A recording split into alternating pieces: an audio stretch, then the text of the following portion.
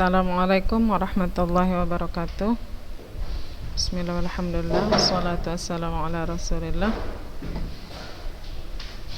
Puja dan puji syukur kehadirat Allah subhanahu wa ta'ala yang masih memberikan kita kesehatan, kesempatan, dan keselamatan sehingga kita bisa mengikuti kegiatan pembelajaran untuk bahasa Inggris kelas 9 ya, pada kesempatan pagi hari ini. My dear students, how are you today? Good. Yeah, I hope you're always in a good condition every day. Yeah. Okay, and I hope you're still in your good spirit of Indonesia. Jadi kemarin sudah terima ini ya, terima rapot PTS. Jadi apapun hasilnya, I hope kalian kalau baik ditingkatkan lagi, dan kalau hasilnya belum sesuai dengan keinginan, saya harap itu menjadi pemicu buat kalian untuk bisa menjadi lebih baik ke depan, karena kita masih ada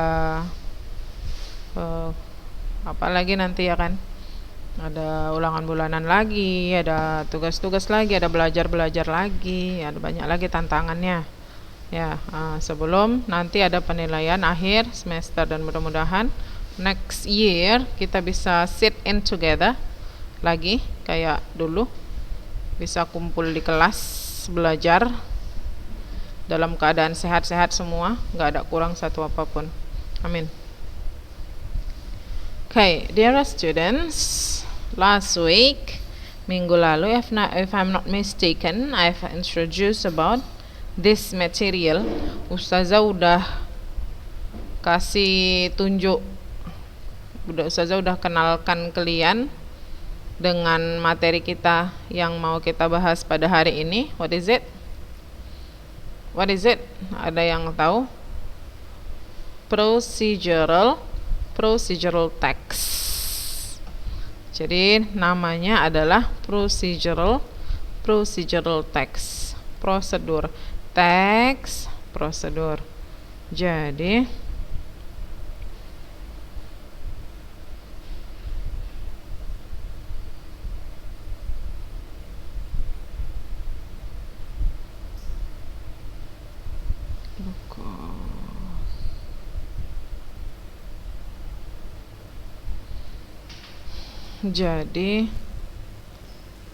sekarang ini kita ulangi lagi sedikit aja, sambil ada catatan sedikit ya, as usual seperti biasa. Please don't forget to prepare your paper, your book, or your notebook and your pen. Jadi nanti kalau ada catatan kecil itu yang penting itu loh. Jadi tidak luput dia ya kan. Nah, my beloved students,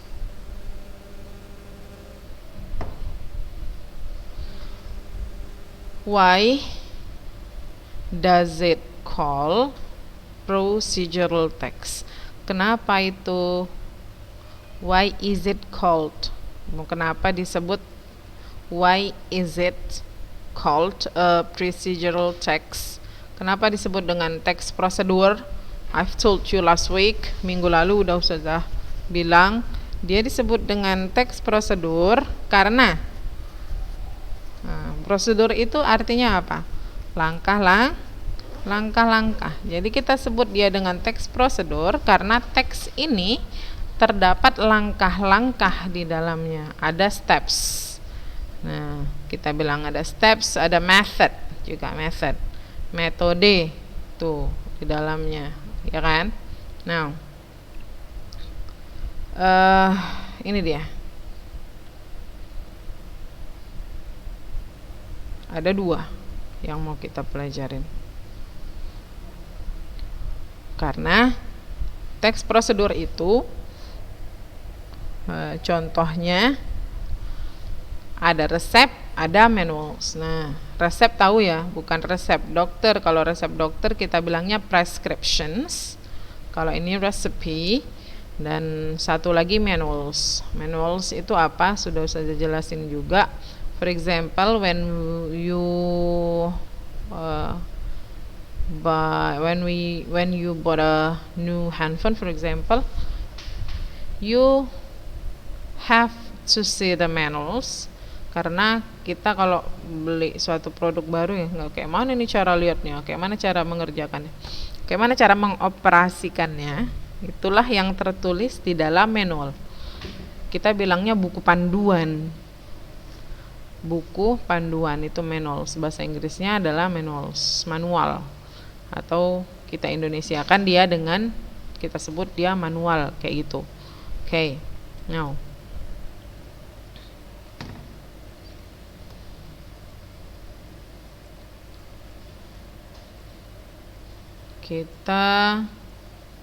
nah ini dia, kita ulang sedikit lagi. What is a procedural text? Procedural text tells readers how to make an item or do a test. Bagaimana untuk memberitahu pembaca how to make an item, bagaimana membuat sesuatu, or do a test, atau mengerjakan sesuatu. Recipe and manuals are kinds of procedural text. Here are the generic structure. Oke, untuk generic structure nanti kita bisa lihat dari contoh. Nah, generic structure itu apa? Adalah struktur generik. Strukturnya secara umum untuk teks prosedur itu bagaimana? Nah, ada title, kemudian ingredients, tools or equipment, steps or methods-nya. Tuh. Nah, title sama goals-nya di situ kita bilang adalah judul ya, judul. Jadi ketika ditanya what is the goal of the text, jadi I think we have to write it down. Kita tulis aja, kurang besar tulisannya ya, agak kicik-kicik. Kita lihat, kita besarin. Oke. Nah, ketika kita bilang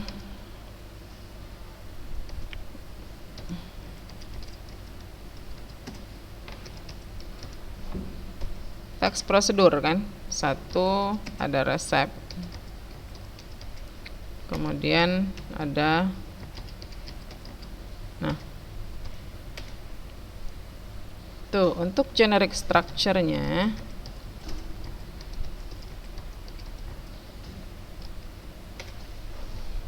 yang pertama kita lihat biasa selalu itu ada title. Nah, title itu artinya apa? Dia artinya adalah judul. Nah, ketika kita ditanya goals, nah ya kan, karena kalau belajar teks itu ya, baik itu dia monolog or functional text, yang kemudian kita tuh selalu ditanya ininya social function, kita bilangnya social function, fungsi sosialnya ya Kak. Social function, apa itu? Fungsi sosial kita bilang. Nah, biasa kita itu sebut dia dengan purpose-nya, tujuannya, atau aim-nya, atau goal-nya. Itu sama, itu semua artinya adalah tujuan. Jadi tujuan penulisan dari teks tersebut apa? Tuh. Nah, setiap jenis teks itu memiliki social function yang berbeda-beda. Jadi kalau untuk procedural text, teks prosedur ini, contohnya resep sama manual itu bisa kalian bayangkan ya. Nah, ketika kita ditunjukkan dalam satu resep, yang suka nengok-nengok resep. Jadi Kalau kita lihat judulnya, nah kalau di sini kan dibilang what is a procedural text. Ini dia, ada apa itu text prosedur. Nah, jadi untuk social function kita bisa ambil dari sini. Jadi intinya adalah kalau text prosedur itu tells the reader how to make something, ya kan. Nah, jadi how to make somethingnya itu kita ganti aja pakai judulnya, ngerti maksud saya kan? Jadi ketika judulnya misalnya es cendol gitu, di bawah ada ingredients, and then ada utensils apa-apa aja, kemudian steps dan lain-lain, ya kan. Nah, judulnya itu adalah es cendol. So purpose-nya, social function-nya adalah to tell the readers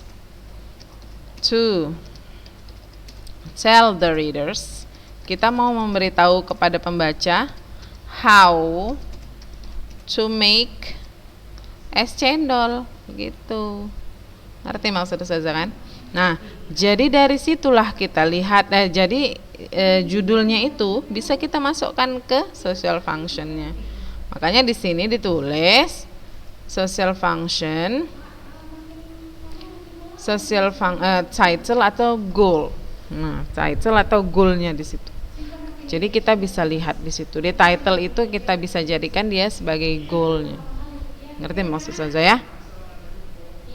Oke, jadi kita an item or to do a task kita lihat di sini.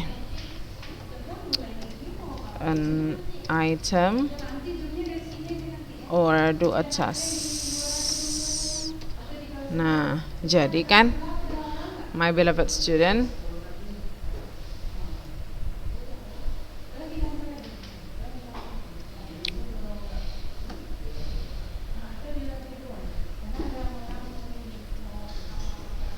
nah, gitu, paham maksud saya? Jadi intinya apabila ada dalam pertanyaan ya, saya juga nggak ngerti kayak mana UN untuk masa pandemi kalian ini. Jadi untuk social function dari text prosedur atau procedural text ya, sampai ribet Ustazah ngomongnya. Kalian intinya ini, to tell the readers how to, untuk memberitahu kepada pembaca bagaimana cara bla bla bla bla bla bla. Itu dia. Sampai sini paham? Makanya title di situ diataukan goal. Paham ya? And then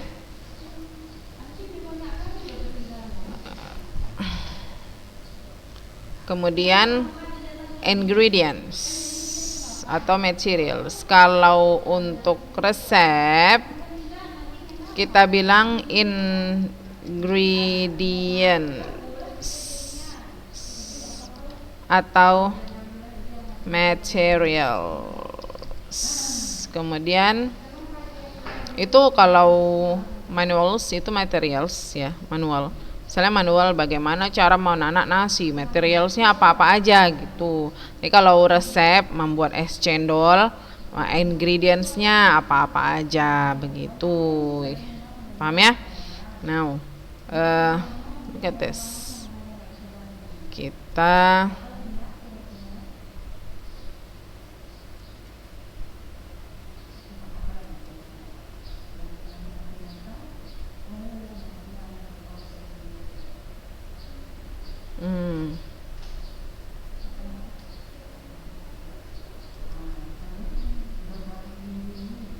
kita ambil aja nih biar cepet.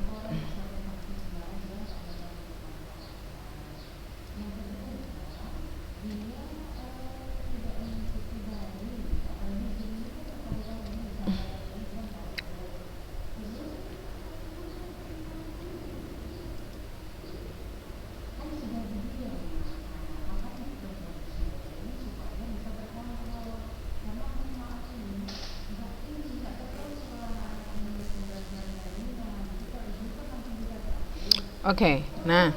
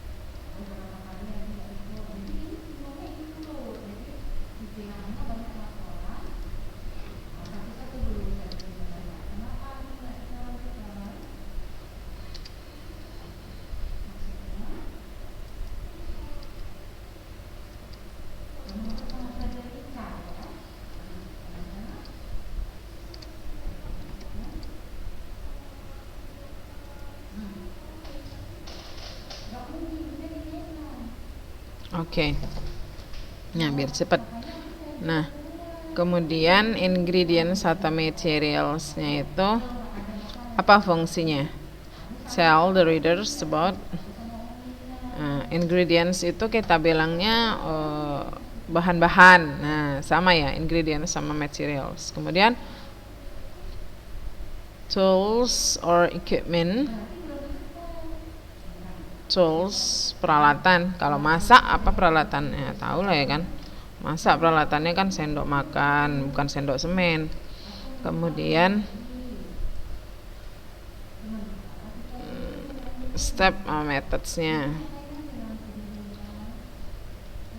Nah, step sama methods kan untuk menjelaskan. Nah, jadi di step itulah kita bilang itu proceduralnya, langkah-langkahnya. Makanya disebut dengan procedural text karena dia memiliki langkah-langkah di situ. Ada langkah-langkah yang dipakai untuk menjelaskan dari teks tersebut dari bagaimana cara membuat yang jadi title-nya. Nah, gitu. Yang tadi ya kan. Misalnya title-nya adalah es cendol. Nah, ingredients adalah bahan-bahan apa saja yang diperlukan. Kemudian tool sama equipment-nya adalah kompor lah, adalah panci. Ya namanya cendol ya kan. Banyak lah itu, macam lah ya kan. Kemudian step sama methods. Untuk step sama methodsnya disitulah dijelaskan nanti setelah ya, pertama-tama yang harus kita kerjakan adalah persiapkan ini, kemudian begini. Ready to serve terakhirnya ya kan, siap untuk dihidangkan gitu. Nah, kemudian sampai sini paham dulu, paham nggak sampai sini? Yang sering lihat resep biasanya ngerti tuh, atau yang sering lihat manuals. Ya, contohnya ini aja lah yang paling gampang ya. Mungkin kakak-kakak sering di rumah. How to cook rice with a rice cooker. Kayak mana kalian masak nasi pakai rice cooker, misalnya ya kan. Nah, masak nasi pakai rice cooker. Jadi di sini goalnya, social functionnya adalah to tell the readers how to cook rice, berarti kan. To tell the readers how to cook rice, bagaimana menanak nasi. Kemudian kita lihat itu title-nya. Title-nya adalah cooking rice, atau using rice cooker, menggunakan rice cooker atau memasak nasi gitu. Ingredients-nya berarti nasi yang kita perlukan, nasi, pengukurnya, mangkoknya itu, moknya, habis itu mangkok rice cookernya, habis itu rice cookernya. Kemudian ada colokan, ada listrik, ada token. Nah, panjang kali nanti kalau semuanya. Habis itu stepsnya. Nah, yang pertama masukkan berapa beras yang mau kita masak. Setelah itu bilas dengan air sekali sampai warnanya airnya menjadi jernih. Kemudian tambahkan air dan ukurlah sampai seberapa kadar air yang digunakan untuk masak. Nah gitu. Habis itu Masukkan ke dalam rice cooker, cetekkan, colokkan, tunggu sampai matang. Tuh, itu namanya steps atau methodsnya. Sampai sini paham ya? Itu kalau dia menus. Nah, kalau resep, contohnya tadi udah saya bilang cendol, bahan-bahannya apa aja, begini, kemudian peralatannya, habis itu langkah-langkah. Siapkanlah cendol, potong-potong cendol, masak gula merah, segala macam, ready to serve. Tuh, itu dia. Kemudian, nah itu untuk langkah-langkah. Itu untuk generic structure. Jadi struktur generik di dalam teks tersebut apa dia. Nah ini sudah jelaskan kayak gini ya. Nanti kita lihat sekalian sama contohnya biar kalian nggak bingung. Kemudian language features. Language features itu imperative sentence. Dia menggunakan kalimat imperatif. Kita udah belajar kalimat imperatif di kelas 7 udah, kelas 8 udah. 4 menit Mi? Oh my god. Oke, sip. So, kita sedikit lagi ya kakak-kakak ya. Sebentar lagi. Oke, jadi gini. Oh my god. Sedikit lagi. Apalah. Nah, jadi gini. Mudah-mudahan paham ya. Kalimat imperatif adalah kalimat perintah. Jadinya kalau kalian lihat kalimat perintah itu ada di step atau methodnya. Misalnya, prepare the knife, persiapkan pisau. Ngapain kita pisau? Atau ini contohnya, prepare the fruits, persiapkan buah-buah, wash the apple, kemudian cucilah apple-nya. Ini contohnya. Ini contoh. Kemudian ada noun phrase, red apple, original yogurt, gitu. Apel merah, atau plain yogurt maksudnya itu ya. Yogurt rasa plain. And then ada conjunction, ada kalimat kata penghubungnya, such as and, ada dan lain-lain sebagainya ya kakak-kakak ya. Ada then, nah itu dia. Itu namanya time sequence. First, next, then, afterward, secondly gitu. Itu dia. Nah, itu untuk language features-nya yang dipakai. Nah, ada lagi kita sebut apa itu namanya ya? Adverb of time. Ada adverb kata keterangan. Adverb of time, adverb of manner. Itu yang dipakai. Adverb of time kita bilang for 5 minutes. Aduklah selama 5 menit, nah sampai capek gitu kan. Habis itu misalnya kayak aduklah secara perlahan, potong dengan hati-hati kayak itu adverb of time. Ada adverb of manner. Adverb kita pakai di situ, kita bilang aja di situ adverb. Nah nanti pelan-pelan akan kita pelajari. Okay, my beloved students, sedikit lagi. I think we have only 1 more minute, 1 menit lagi. Jadi kan kakak-kakak ya yang cantik-cantik jelita Cahyawati. Nah di sini dia, kalau kakak-kakak mau lihat. Nah ini ada 2 jenis. Jadi ada 2 jenis text procedure. Ada yang pertama spoken, yang kedua written. Yang pertama spoken, yang kedua written. Jadi kalau yang tertulis itu dia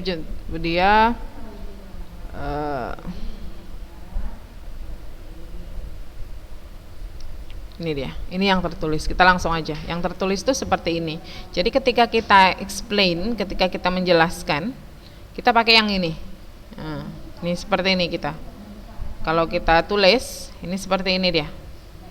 Ada judulnya apple salad, kemudian materialsnya, dressingnya, apa the way to make it atau methodnya. Nah, ketika kita menjelaskan, kita spoken, kita buat seperti ini. Nah, pengalaman yang dulu-dulu, I love to ask you. Saya suka kali nyuruh kakak-kakak, nggak usah suruh bawa makanannya, cuman gambarnya aja pakai PowerPoint gitu kan. Nanti kalian explain one by one. Tuh, jadi misalnya ada yang menjelaskan ingredientsnya apa-apa aja, biasanya itu saya suruh untuk apa namanya, ulangan praktek kayak gitu. Nah, enak kalau kita ini ya di kelas ya sama-sama ya kan. Nah, kalau sekarang ya yang gampang-gampang lah dulu ulangan prakteknya ya kan kakak-kakak. Oke, my beloved students, mudah-mudahan paham ya sampai sini. Kalau ada yang nggak ngerti boleh WA saja Japri. Mudah-mudahan udah ngerti semua kan kakak-kakak pandai-pandai semua. Amin. Oke. I think that's all for today, my beloved students. Thank you very much for your attention. Assalamualaikum warahmatullahi wabarakatuh.